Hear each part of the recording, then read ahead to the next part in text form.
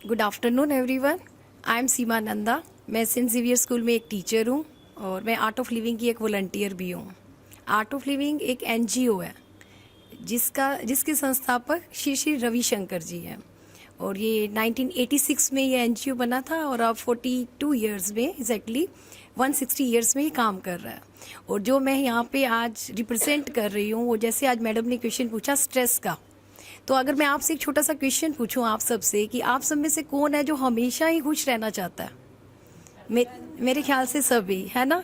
और सभी चाहते हैं कि हमारे सारे के सारे सपने भी पूरे हों, सभी चाहते हैं। तो ऐसी कौन सी चीज़ है जो आपको रोकती है? कौन सी चीज़ है जो आपको रोकती है, जो खुश नहीं रहने देती और कहीं ना कहीं आपके सपने पूरे होने में, आपकी स्माइल आने में आपको प्रॉब्लम क्रिएट करती है? बताइए। हाँ हाँ, सोसाइटी फैक्टर है और हाँ, हेक्टिक शेड्यूल्स, रिस्पॉन्सिबिलिटीज, जिम्मेवारी और कुछ क्या होगा, फियर, एंजाइटी, टेंशन होने लग जाती है। अच्छा, इन सब चीज़ों को अगर हम एक वर्ड में कहते हैं ना, आजकल फैशन का वर्ड भैया ने भी बहुत अच्छे से बताया, ये भी कह रहे थे स्ट्रेस। स्ट्रेस तो है ही। और स्ट्रेस जो हम देखें ना, ये हमारा छोटे बच्चे से लेके बूढ़े तक सबको ही है। छोटा बच्चा 5 से 7 साल तक ही अपनी ज़िंदगी जीता है, उसके बाद वो स्कूल जा रहा है, उसको थोड़ा सा ज़्यादा पढ़ने के लिए हमने बोल दिया शाम को बेटा बुक उठा लो, मम्मा ज़्यादा मत बोलो मुझे तो स्ट्रेस होता है। अगर वो बड़ा होता है तो पीयर प्रेशर कि फैशन का, मेरे फ्रेंड के पास तो ये है मेरे पास नहीं है, उनके घर एसी है हमारे घर एसी नहीं है, तो ये प्रेशर। बड़ा हो गया, शादी हो गई तो अपने बच्चों को पढ़ाने का स्ट्रेस, अपने बच्चों को पढ़ा लिया तो उनको सेट करने का स्ट्रेस, बच्चे सेट हो गए तो अपनी बॉडी से स्ट्रेस, क्योंकि बॉडी से काम नहीं होता, आप क्या करें, बाहर नहीं जा सकते, बॉडी काम नहीं करती, तो स्ट्रेस तो है ही।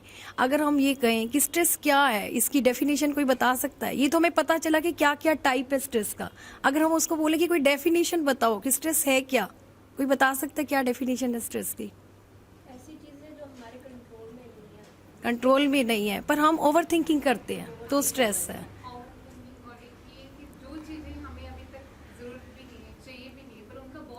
सिर पर सोचते हैं, वेरी गुड, स्ट्रेस कहते हैं। तो अगर कॉमन वर्ड्स में मैं बोलूँ तो स्ट्रेस क्या है? स्ट्रेस यही है कि हमारा माइंड प्रेजेंट में नहीं है, या तो हम पास्ट के बारे में सोचते रहेंगे या हम फ्यूचर के बारे में यही स्ट्रेस है। और स्ट्रेस है ही नहीं, प्रेजेंट में स्ट्रेस है ही नहीं, प्रेजेंट में सिर्फ स्माइल है, कुछ भी नहीं है। अगर फेस पे स्माइल है तो आप प्रेजेंट में हो, उसके पास उस टाइम पे आपके पास कोई थॉट ही नहीं है दूसरा। और जो मन है हमारी, उसकी टेंडेंसी है पेंडुलम, या फ्यूचर या पास्ट, या फ्यूचर या पास्ट। फ्यूचर में जाएगा, प्लान किया कुछ ना कुछ मिलेगा नहीं तो स्ट्रेस। पास्ट में जाएगा, अच्छा पास्ट था तो भी स्ट्रेस, क्यों? क्योंकि उस समय तो वो मेरे साथ इतना अच्छा था, आज नहीं है तो स्ट्रेस। अगर पास्ट का कुछ बुरा हो गया तो भी स्ट्रेस कि इतना 10 साल पहले उसने मुझे ये कहा, आज सोचेंगे तो भी स्ट्रेस। और अल्टीमेटली ये सारा का सारा इफेक्ट बॉडी पर ही आएगा इस स्ट्रेस का।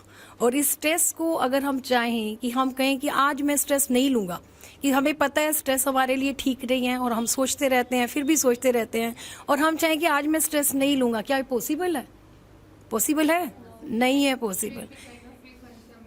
ले लेते हैं। एक्चुअली इसका मेन यही है कि हम जो अपना माइंड है ना, उस माइंड को माइंड से जीत ही नहीं सकते। आज मैं अपने माइंड को बोलूं कि आज तुम स्ट्रेस मत लेना, आज तुम खुश रहना, ये हो ही नहीं सकता। हम अपने जो मन को जीत सकते हैं सिर्फ अपनी सांसों से जीत सकते हैं, या योग जैसे भैया ने बताया, और कोई तरीका ही नहीं है मन को जीतने का। अगर हम अपनी सांसों को जान लें, अपने शरीर को जान लें, तभी आप जान सकते हो कि स्ट्रेस को कैसे दूर किया जा सकता है, यानी कि माइंड को कैसे हैंडल किया जा सकता है। ये सिर्फ क्योंकि जो हमारा ब्रेथ है ना, हमारा जितना भी मेंटल स्टेट है वो सारा का सारा हमारे ब्रेथ से जुड़ा है। आज हम खुश हैं तो हमारा मन कैसा होता? एक्सपेंड है।